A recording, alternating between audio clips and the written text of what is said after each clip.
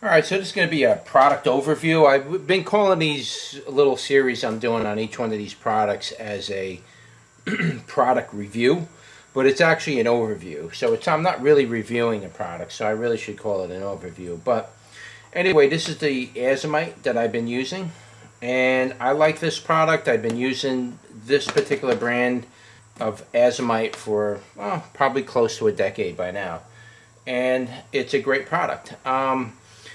Now, is Azomite the appropriate rock dust for your needs? That really depends. Sometimes you can plant in this particular brand or product and you do good, and sometimes you use this product and you don't do good. And that could be a compound of situations. So you can't really necessarily say, well, it's the rock dust I'm using. But in general, if you use a product and your plants don't really do good, then you're going to have to move to something else. Try different products. But I've been using this product for a long time, and I usually get anywhere between 70% satisfactory to 90+% satisfactory. So I can't say throughout the years I had really low satisfactory attitude towards this product or Azomite in and of itself. Now, a lot of people will tell you Azomite has radioactivity in it and stuff like that, and there's some negative stuff I've read about Azomite. From my research that I found, that most of that is really irrelevant, and it really has nothing to do, with the product. It's just an irrelevant concept that this product is radioactive and stuff. So I really wouldn't get too hung up on that, though I don't have a Geiger counter and I can't put a Geiger counter on it and test it. But from what I've read and everything else I've found on Azomite itself, in general, that's already taken care of way before they package this stuff. They already check it for radioactivity because they want to make sure they don't hit a vein of uranium or something like that. So let me just zoom in on the product name. Where are you here? You're up there. And this is the product that I've been using now. Now, the packaging has changed throughout the years, and now they went to this packaging that you have to cut the top in order to get the rock dust out, and I don't particularly care for that. This bag used to come in a big thick plastic form, but it had a Ziploc on top, so you were able to reseal it. I preferred to have the Ziploc on it. It just made it nicer, so if it leans over, it doesn't spill all over your floor. But they decided to cheap out a little bit and give you something you have to cut and then wrap up and then all this stuff you got to do to it now.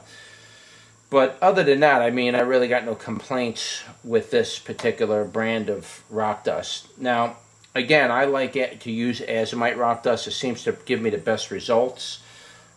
Two ways to apply is, one is you can apply it directly to your soil. The other way is you can add a little bit of it to your watering can and then water your tomatoes with, if you do add this to your water can, let it sit overnight so it can kind of leach out into the water. Let it sit a while. So that's another way you can do it. It doesn't add, you're not going to get tons of minerals out of it, but it will add some more minerals to your soil mid-season if you're starting to see some mid-season lag on your vegetables and you want to kind of bring them up a little bit. This is a good way to do it, is to just add it to your water and let it sit overnight.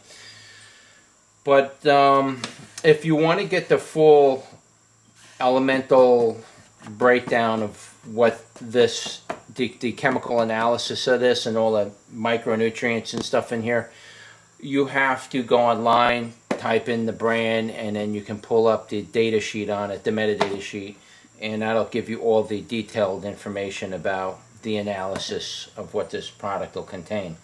And it's a good product. It's one of the better, if you're going into Azomite itself, this is all the Azomites are generally going to have the same kind of composition as far as micronutrients and stuff.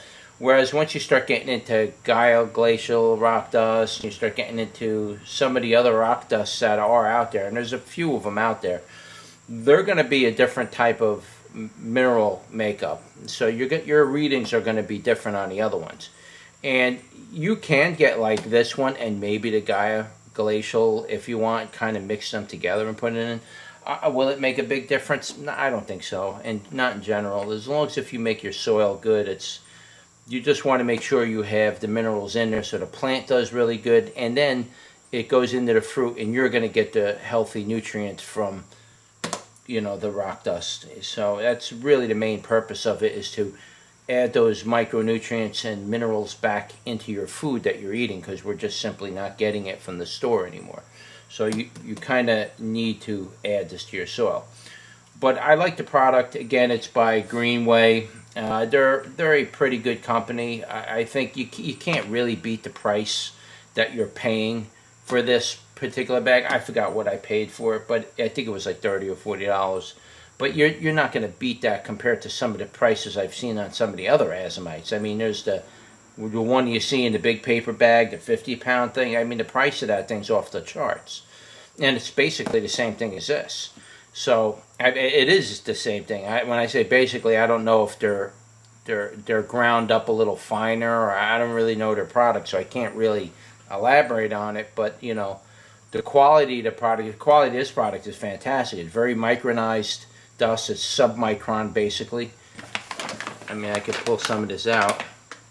I mean, this is what you would call flour. This stuff is so fine, you can just rub it on your skin. And it would just, your skin would almost absorb this stuff. So, where are you? Oh, I'm sorry. I can never, I mean, you could almost, you could see how fine this stuff is. It's like it's the consistency of like what you would put on makeup. All right? That's how fine this is. It's like flour, 000 flour. It's very, very fine. So, I mean, that's what you want when you're using this product. You want really, really fine particulate material. I don't really care for the rocks. Now, if you want to add, like I add, what is that called? Gravel, but that gray gravel you use, that granite, I like to add that to the soil, or add it to the top of the soil as a mulch or near the plant. For some reason, the micro stuff that's on there that gets washed into the soil is like rock dust. That really boosts your plants a lot. It seems like your plants really like it. But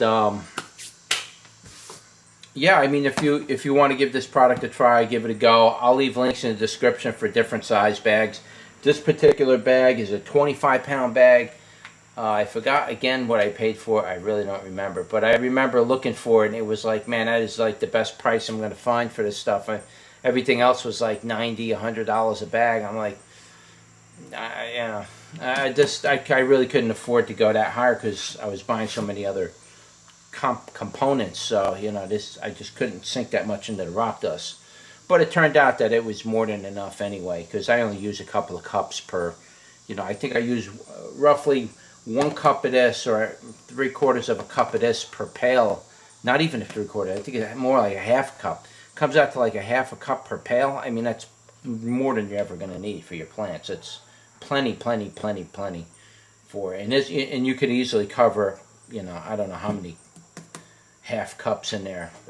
Probably 200, 300 pails, 300 plants. I mean, I don't know what else to say, but it's a good product. Give it a go. Links are in the description. Like, share, and subscribe, and I'll see you on the next one. Take care.